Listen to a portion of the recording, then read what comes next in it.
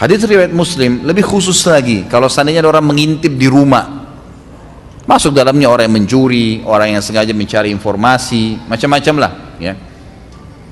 Disebutkan dalam hadis riwayat Muslim, kata Nabi SAW, Imam Muslim meriwayatkan ini dalam Kitabul Adab nomor 2158, man ittala fi baiti qaumin bighairi idznihim faqad halla lahum an yafqa'u ainah.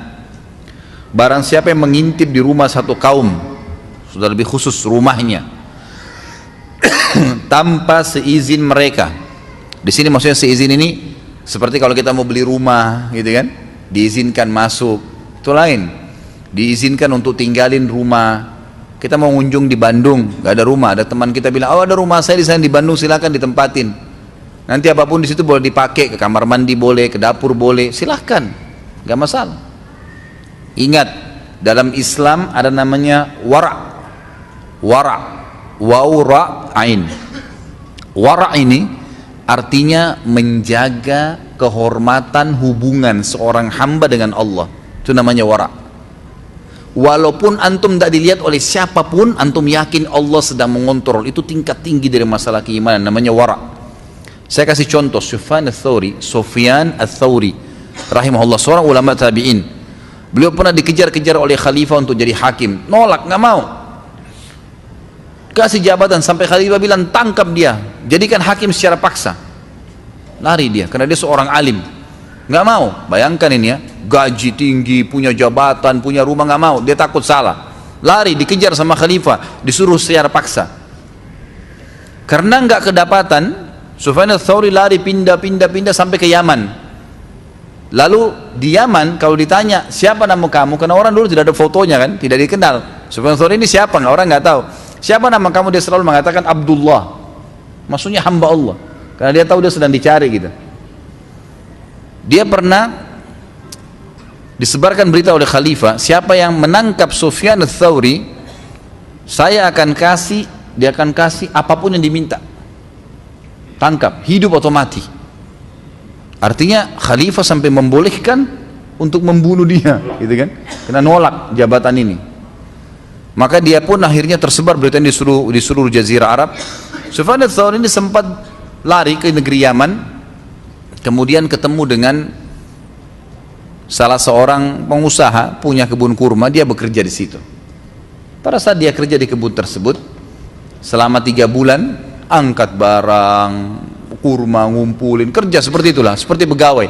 Dimarah-marahin sama yang punya kebun, dia diam. Orang kebun tidak tahu. Setelah 3 bulan, kata yang punya kebun, wahai Abdullah, kesini. Datang dia. Sebenarnya datang ini. Ditanya oleh pemilik kebun, kamu kan dari Hijaz. Hijaz ini istilah bagi Mekah dan Madinah. Kamu kan dari wilayah Hijaz. Apa bedanya antara kurma kami di Yaman dengan kurma kalian di Hijaz? Dia kaget. Itu Sufyan Ats-Tsauri bilang, saya nggak tahu. Kenapa kok kau nggak tahu? Karena saya nggak pernah coba kurma Yaman. Kata Sufyan Ats-Tsauri, saya nggak pernah coba kurma Yaman. Kata orang itu sambil diolok-olok, kau 3 bulan kerja di kebun saya, tiap hari pungutin kurma, kau tidak tahu rasanya kurma saya? Artinya kau tidak pernah makan sama sekali? Dia bilang, demi Allah 1 butir pun tidak pernah saya sentuh. Bayangin ya, kerja di kebun kurma, tiap hari turunin, tidak pernah makan 1 butir. Bagaimana dengan orang yang kerja di restoran, main incipin saja, main makan, main ambil, main buka kulkas, main ini dari mana ini ceritanya? Wara ini. Beliau 3 bulan turunkan kurma, pungut, ini yang rusak pun tidak pernah dimakan. Tidak pernah dimakan. Ada orang subhanallah sengaja manjat pagarnya orang ambil jambu. Apa ini? Gitu. Mencuri, gitu kan? Ini jelas-jelas kerja jadi pegawai nggak pernah makan. Orang itu awal-awal dia bilang, apakah kau ini 3 bulan kerja di tempat saya, tiap hari angkat kurma, turunkan kurma, tidak pernah kau tahu rasanya kurma Yaman? Karena memang dia juga tidak pernah keluar dari kebun tersebut, memang tidak pernah juga belanja gitu kan. Lalu kata dia, demi Allah 1 butir pun belum pernah saya sentuh. Lalu orang itu bilang apa? Apa ini? Kamu ngikutin waraknya Sufyan Ats-Tsauri? Gitu. Kata orang ini, dia tahunya Sufyan Ats-Tsauri terkenal dengan waraknya, orang yang luar biasa jaga hubungan dengan Allah SWT. Dia tidak tahu kalau ini orangnya gitu. Apa kau mau ikutin waraknya Sufyan Ats-Tsauri? Diketawain gitu. Terus si pemilik kebun ini pergi ke temannya sebelah kebun. Lalu dia bilang sama temannya, ada pegawai saya lucu tuh, kata pemilik kebun itu. Kenapa? Temannya bilang, masa 3 bulan ke tempat saya tidak pernah makan 1 butir pun kurma, gitu kan? Lalu saya bilang, mungkin kamu ini apa ini? Kamu ngikutin waraknya Sufyan ats-Tsauri. Temannya ini cerdas. Dia bilang, sebentar dulu, bagaimana cirinya orang itu? Disebutkan cirinya, begini. Dia itu Sufyan ats-Tsauri, gitu kan?